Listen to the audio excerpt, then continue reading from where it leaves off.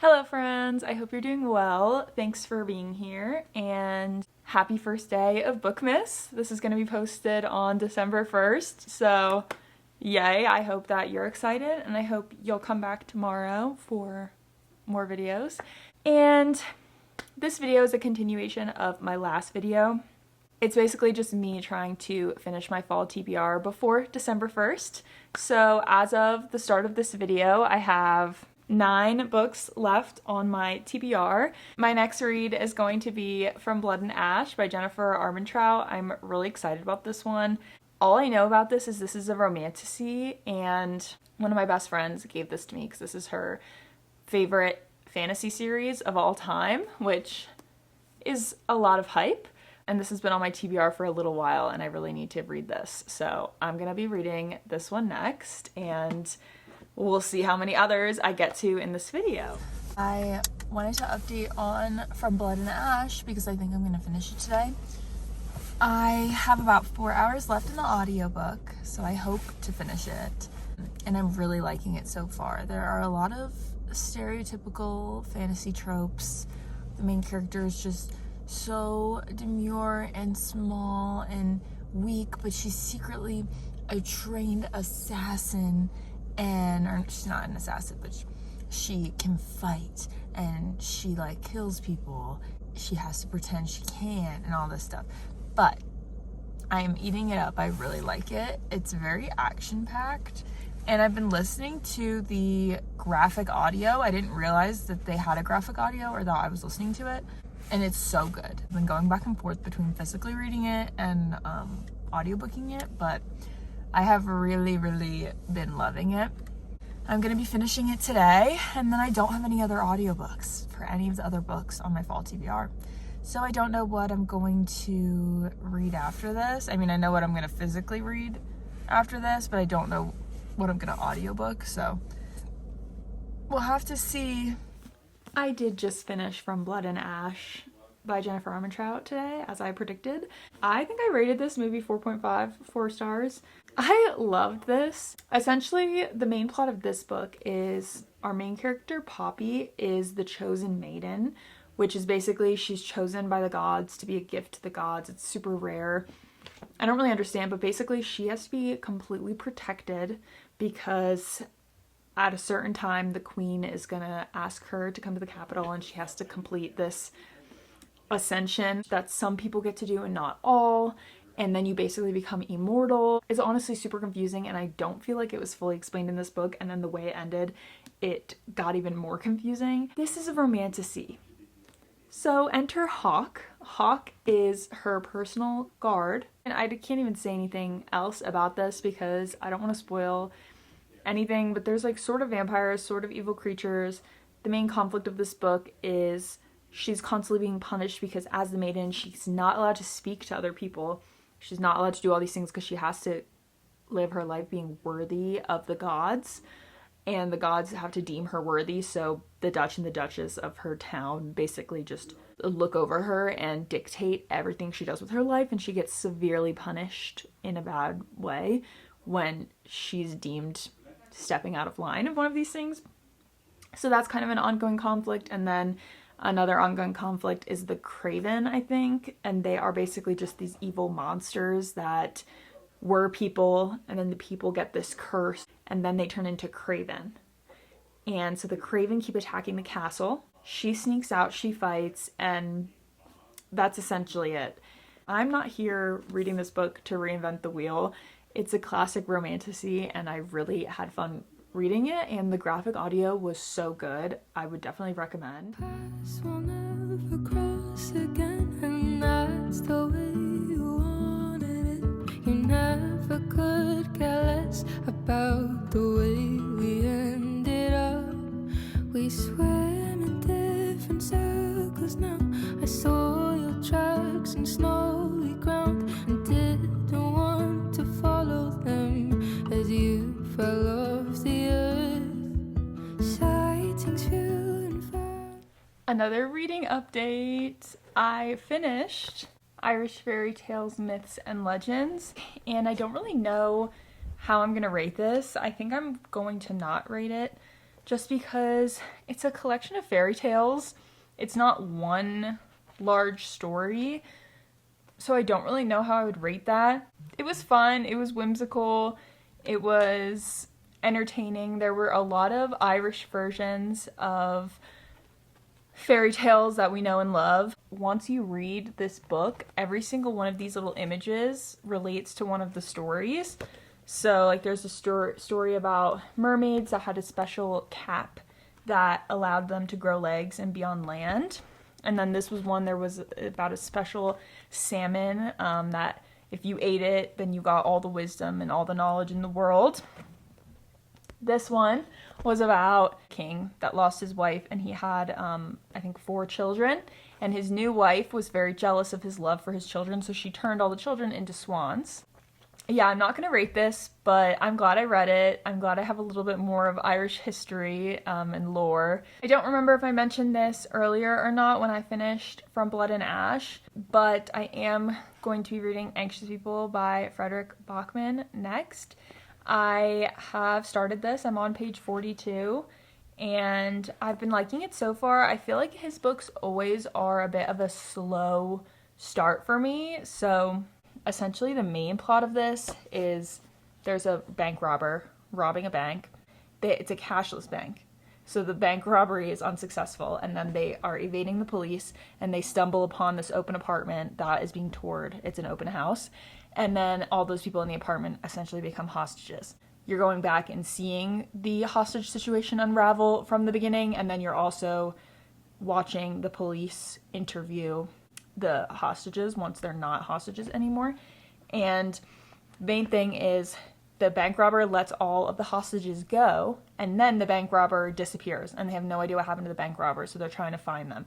And then about halfway through, we get a big twist. We find out who the bank robber is, and then now we're just trying to kind of play catch up from what happened and how did everybody get here. And I want to see how this ends because it's kind of sad. The bank robber's not an evil person. They were just trying to pay for an extra month of rent so their kids don't get taken away from them, which is really sad. I'm going to sit here and finish this. I'm really excited, and I will give my final thoughts when I'm done. Sightings few and far between. I have no words when they tell me a figure spotted roaming in the icy mountain wilds. There was a time I felt for you would collect these words like drops of dew and savor on my tongue in season dry. And I don't know you. I'm gonna read this. We're doing the best we can, we really are. Perhaps we hurried past each other in a crowd today and neither of us noticed, and the fibers of your coat brushed against mine for a single moment and then we were gone. I don't know who you are, but when you get home this evening, when this day is over and the night takes us, allow yourself a deep breath because we made it through this day as well. There will be another one along tomorrow. I fear this may be 5 stars. I feel like this is the experience that a lot of people had while reading Beartown. And I read Beartown and I liked it, but I just hate reading books about that particular subject matter, and I will avoid it at all costs, but I didn't know that's what that book was about.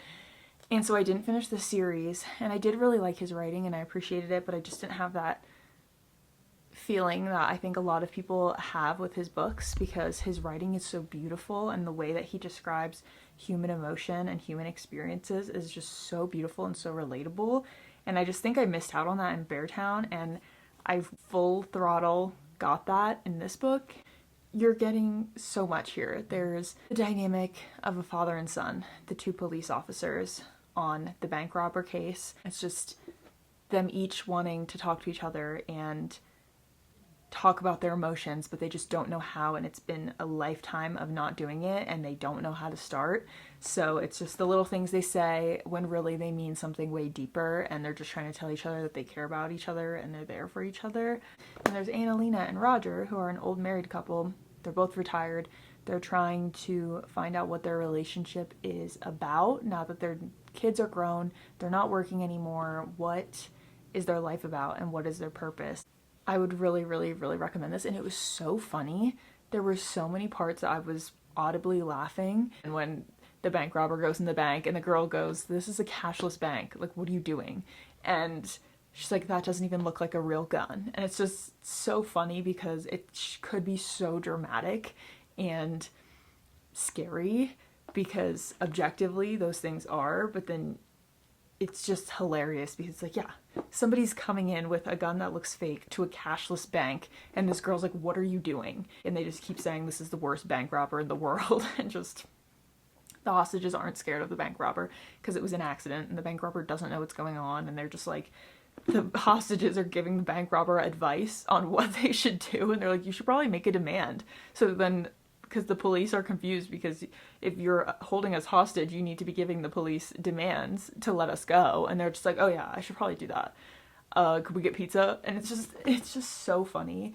I did not think I was gonna, I thought I was gonna like it because I liked his writing in his last book that I read, but I did not think I was gonna have this visceral reaction to this. And wow, 5 stars. You should really read this if you have the opportunity. So right after I finished Anxious People, I read another chapter of Witchcraft, A History and 13 Trials. I'm not very far in this. I've only read 2 total, so I'm on page 45. But I did tab this up last night because I'm sort of treating it as I would treat something I would have to read for school, and I also have millions of tabs that I just haven't ever used, and so I used up a pack doing this. There's not too many. As you can see, there's these bigger tabs and then these tiny ones, and so these big tabs, there's 5 of them, and each of them represent a different part of the book. So there's one for the introduction, and then the next one's part 1, part 2, part 3, and then I put the last one at the epilogue. And then each of the little ones are a chapter.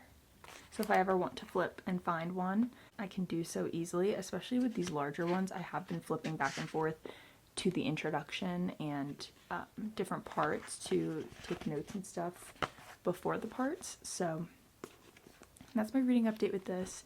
The next book I'm going to be reading is going to be Vicious by V.E. Schwab. I'm really excited about this. I've only read 2 chapters so far. I'm on page 20, but I plan on breaking out the audiobook today on my drive to work and stuff, and hopefully I can get a little bit more of this done. This follows Victor and Eli, and so far the chapters are going back and forth between last night and 10 years ago, and the 10 years ago point of view is just showing Victor and Eli in college, and Eli's working on a thesis that is basically predicting that people under extreme conditions and circumstances can become extraordinary and almost like have supernatural powers. And that's all I know so far. I am once again going on a little walk before work. I have good news. I completed Vicious.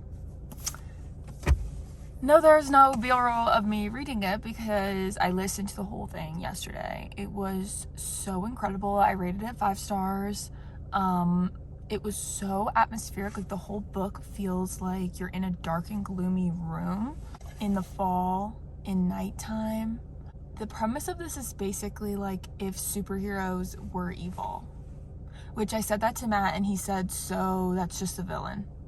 But it's a little bit different. I don't know.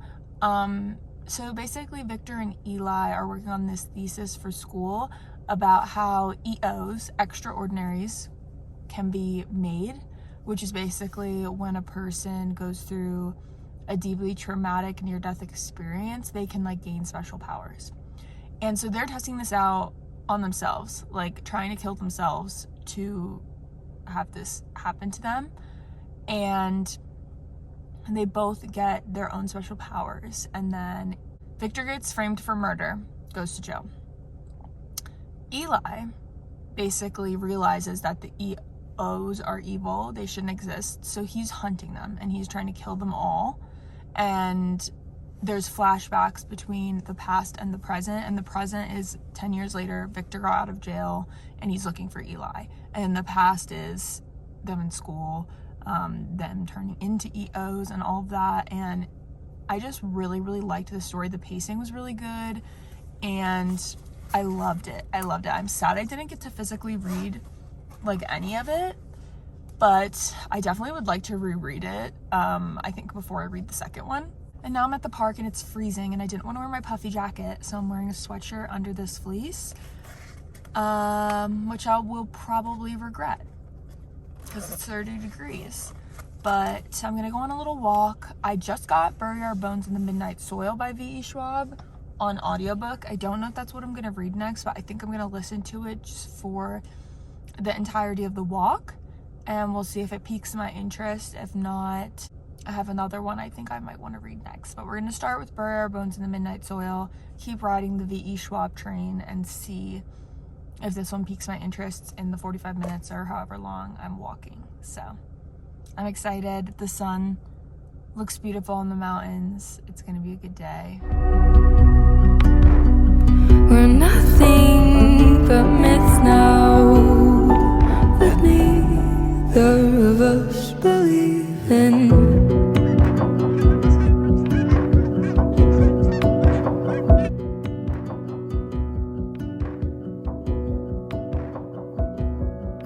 You hear how I achieve good ends out of the mouths of mutual friends, and shrug and raise your eyebrows in the way you always have.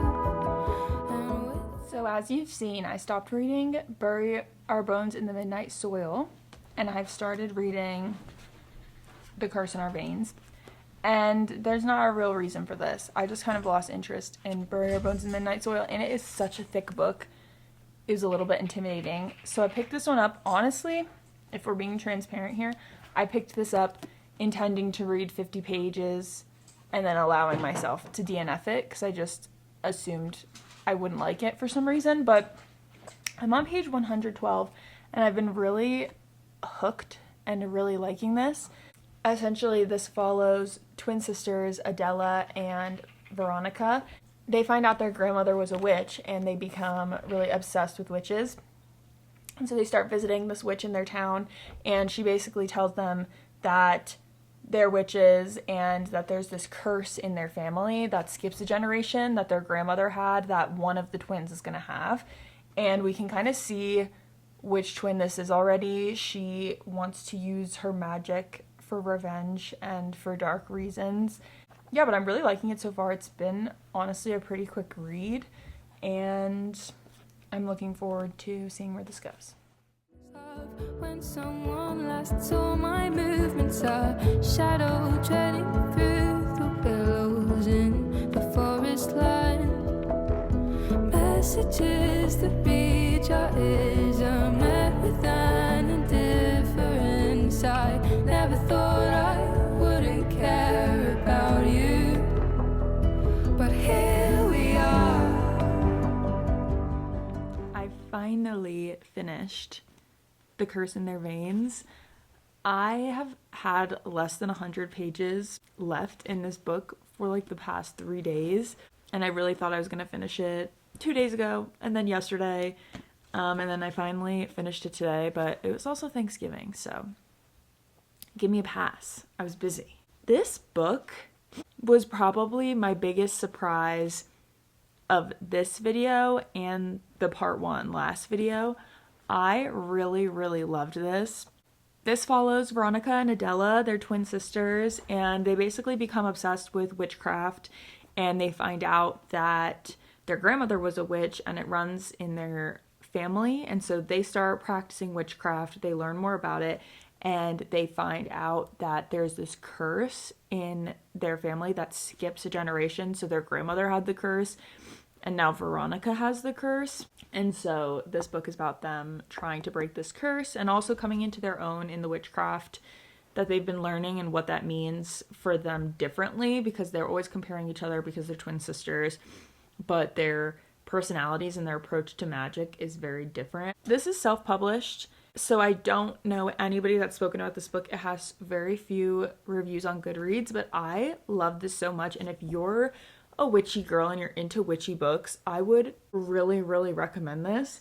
And the author is a Romanian therapist and psychologist, and I feel like that's really interesting because that definitely is very evident in this book. I feel like her having an interest and knowledge in psychology adds a lot of nuance to these characters and gives them a lot more depth than I think you'd usually have. Even the characters in this book that are evil and the people we meet along the way, you're still having empathy for them, and I feel like that's really hard to do because it's really easy to just see an evil character and just hate them and think they're evil, but it's a lot harder to see that horrible character and feel for them and want the best for them. Y'all need to get on this and read this book. It's so good. I don't know what my final rating is going to be. It's definitely a 4 something. This video is over, and this is going to be posted as the first day of Bookmas, so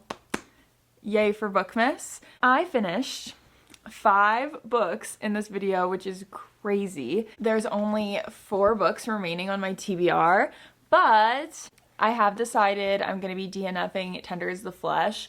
Maybe I'll come back to this next year when I'm in a different place of mind, and maybe I'll want something like this, but this was just not for me this year. Maybe next fall we'll try again, but this is getting taken off the TBR. So that leaves us with 3 books left on my fall TBR that I did not get to, which I feel like is really good out of the 20 books that were on my TBR. And this witchcraft book, I'm going to continue reading slowly. This will definitely come with me into the winter. I just didn't want to rush it, and since it's nonfiction, I feel like I can't really rush it, so this is going to be coming with me. So there's just 2 books that I really haven't started and haven't touched. I'm going to run through the books I read in this video and just give my final thoughts and opinions on them.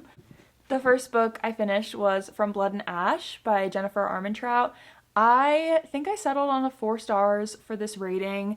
I really liked the romantasy. I really liked the plot, but it was very stereotypical romantasy, a lot of very stereotypical tropes, which prevented me from rating this book higher, but it was a 4 stars. I'm definitely going to keep reading this series on Libby. I don't think I'm going to purchase them, but I liked it enough to keep reading.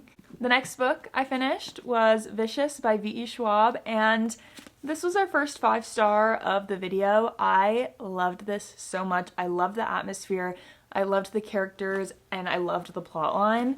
I'm really excited to read the second one. I do own the second one.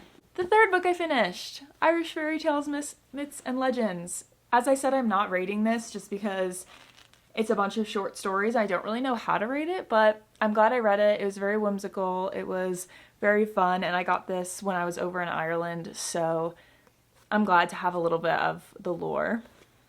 The next book I finished, Anxious People by Frederick Bachman. This was the second 5-star read of this video, which is crazy. This was so emotional, so hilarious. I loved everything about this. I loved all the characters, the plot. The humor was very unexpected and really carried throughout the book. I loved this.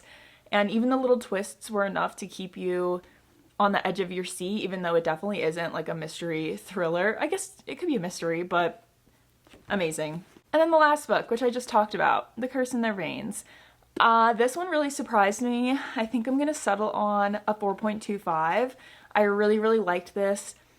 Very perfect fall book, witchy, dark, a little bit spooky at times, and I would definitely recommend this. That is it for this video. Thank you so much for watching and for being here, and happy Bookmas. I'm so excited to be making videos for the next 12 days straight. So stay tuned and see you tomorrow.